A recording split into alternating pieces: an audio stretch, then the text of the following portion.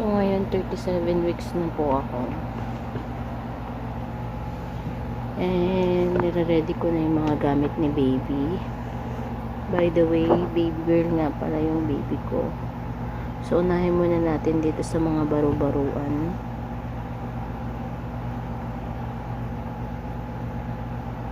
Ito, dito yung mga sleeveless. Mga dibotones pala yan siya. Isipon ako, sorry. Mas okay kasi yan kasi mahirap magtali-tali. Pero meron din naman akong mga baro-baroan na may tali. White. Tapos itong mga nasa ilalim, ayan yung mga pink. So ito mga to, pinaglumaan lang to ng mga anak ko, tsaka ng anak kong pangatlo, tsaka ng pamangking ko. So ayan, pinaglumaan ni Rayleigh. Tapos ito ay yung may mga sleeve. Ayan. So ito, maganda talaga tong brand na to. Kasi pure cotton siya. Ayan, may sleeve, tapos di botones.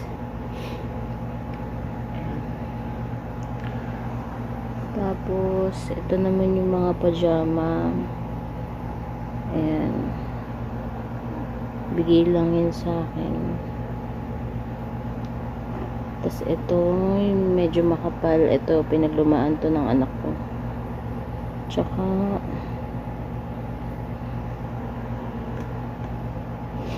short,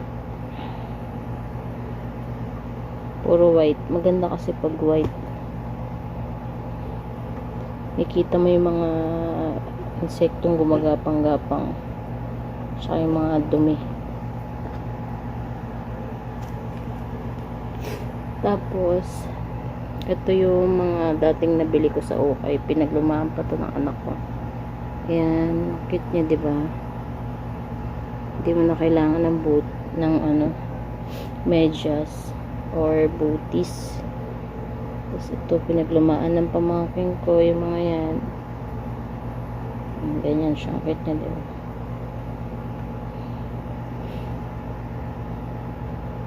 Ayan.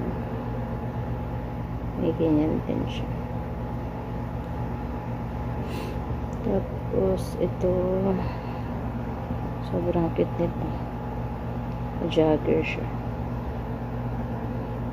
Pang mga to, newborn at saka 0 to 3 months. Yan.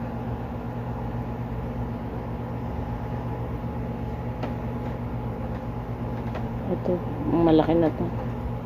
Yan, nandyan yan sa ilalim. So, yan. Tapos ito, short. Short ng anak ko. Na si Rayleigh. 0 to 3 months. Tapos dito naman sa kabila, dito yung mga anong tawag dito, mga onesie. Ito mga ayan,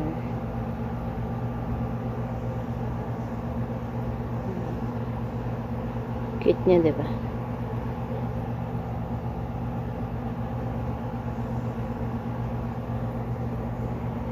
Ayan, pang preemie.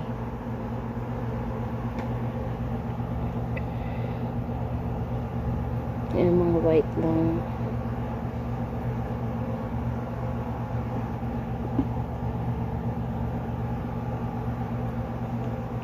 Ayan, mga kasi yan, nung nagbuntis ako sa pangatlo ko, sabi ko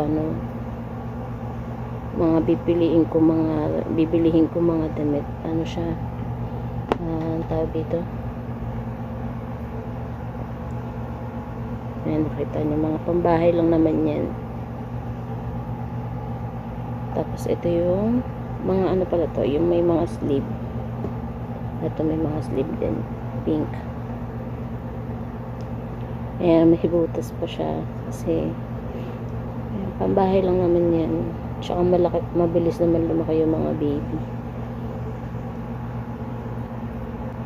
Ayan, diba? Ang cute, may flower. Simple lang. Wala akong magawa ngayon kaya galungkat na lang ako. Cute niya. So, anytime soon kasi pwede na akong mga anak. Ayan.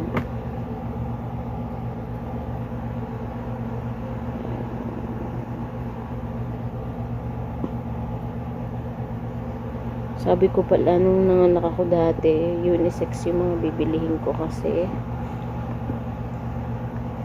para mapakinabangan pa ng mga pamangkin ko. So ito yung mga long sleeve naman. So ito maganda siya kasi wait.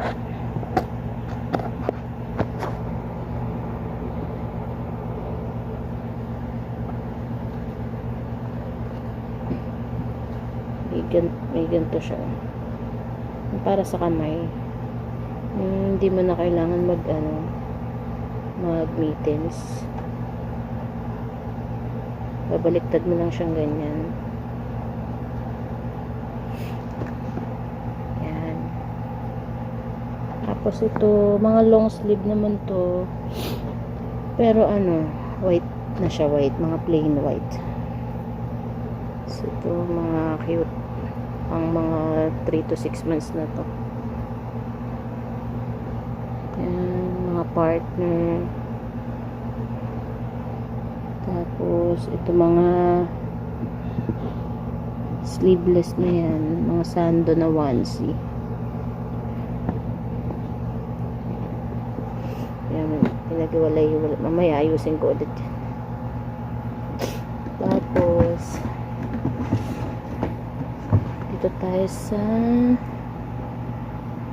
nakahanger. So ito sa anak ko din to, sleep sack para sa gabi. Ayan, angat na lang siya, tas hindi na mahirap mag-diaper. Tapos ayan, ang cute niya, diba? Pang newborn yan. Picture lang ganyan. Ito pang newborn pang 0 to 3 months. Cute.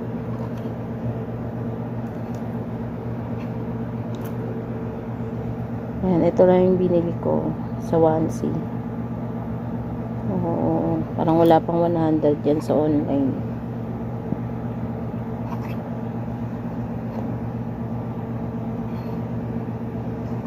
Pang swimming ni Rayleigh. Yan, galing yan sa pamangkin ko, mga pang swimming yan. Tapos yan, mga pang Christmas outfit. Tapos ito, cute din to. 0 to 3 months ata yan siya, diba?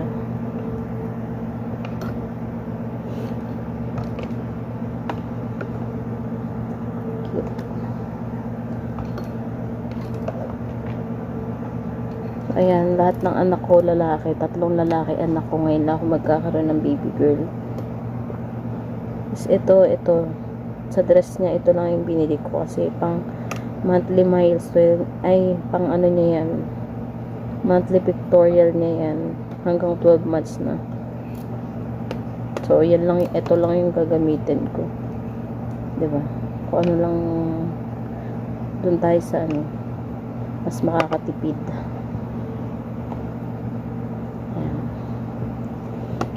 Hindi na tayo gagastos ng bongga. So ayan, sobrang Excited na ako. Kami pala. Ayan. Diba, ang dami. Sobrang dami.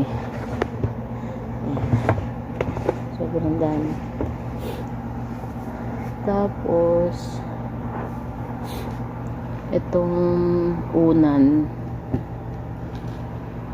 Kirili din to. Nilaban ko na lang. Ayan, diba? Unisex siya. Ito na lang, ganyan yung binili ko. Ayan. Dino. Tapos ito, ay, ayan yung comforter niya. Ayan.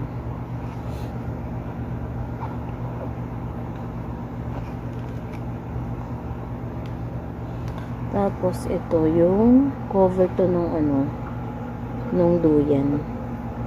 Bali binigay lang din to sa akin.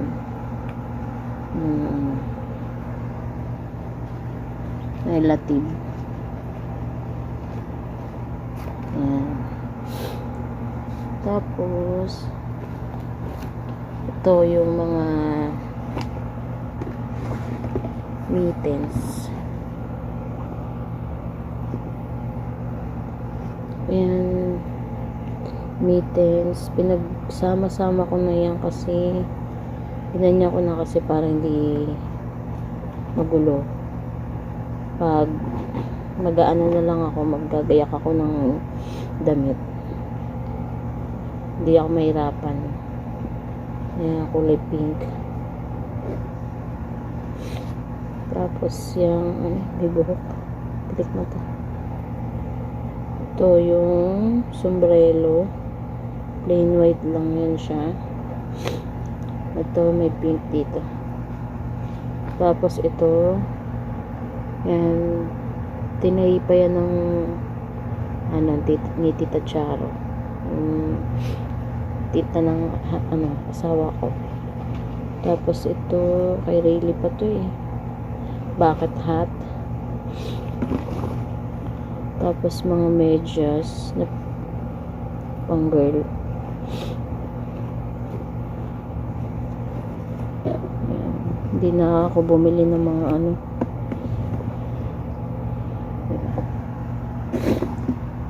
Yung mga wala lang ako. Tapos dito ito, mga mima. Ginulo ko na for ano, for the vlog. Ito kay Rayleigh din to, sa pangatlo kong baby. Yan, unisex yan. Towel. Tapos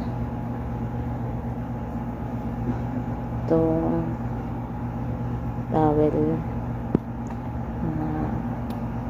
Dito lang yan, sa bahay lang, hindi namin ginagamit.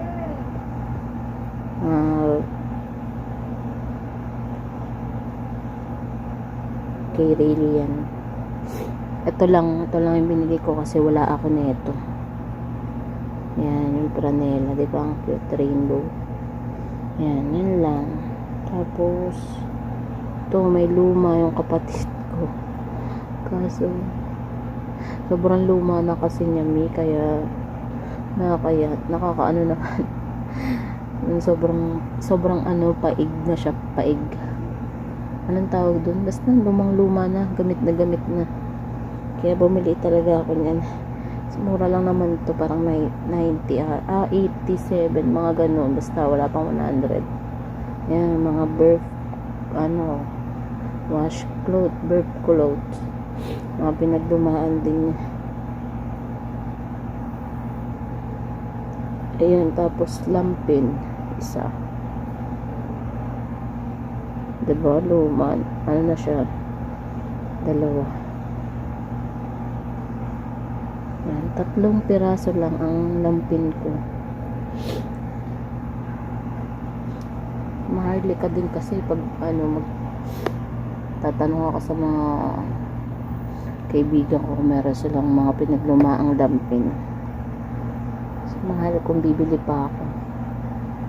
Tapos, ito yung binili ko. Ito lang. Headband niya.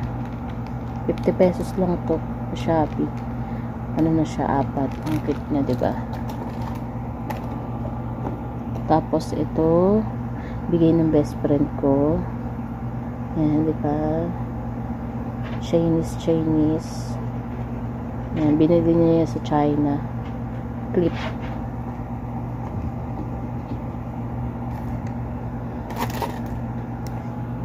Tapos, ayan, mga essential. Kung ano lang yung mga kailangan, ayun lang.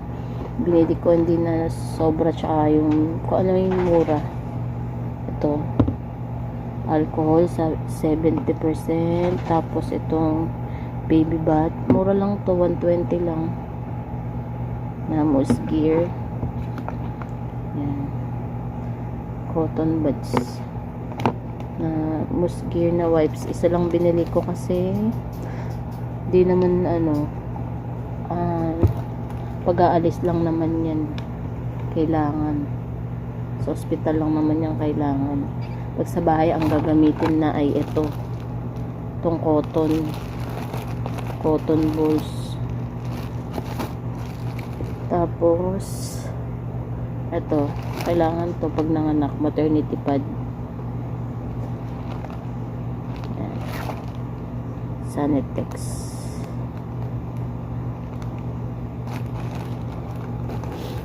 Tapos itong yan, newborn.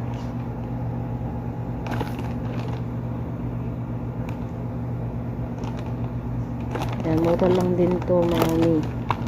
Parang wala pang 200 to, tas 30 pieces na siya.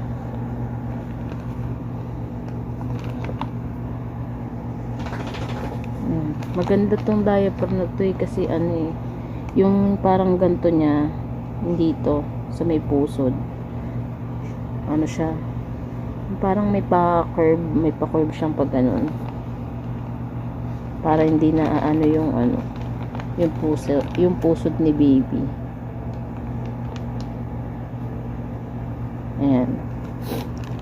Ayan, isa lang binili ko kasi mabilis naman lumaki yung mga baby. Tapos ito, yan, sobrang mura lang din ito. Yan, pang newborn. Tsaka nakabibili ng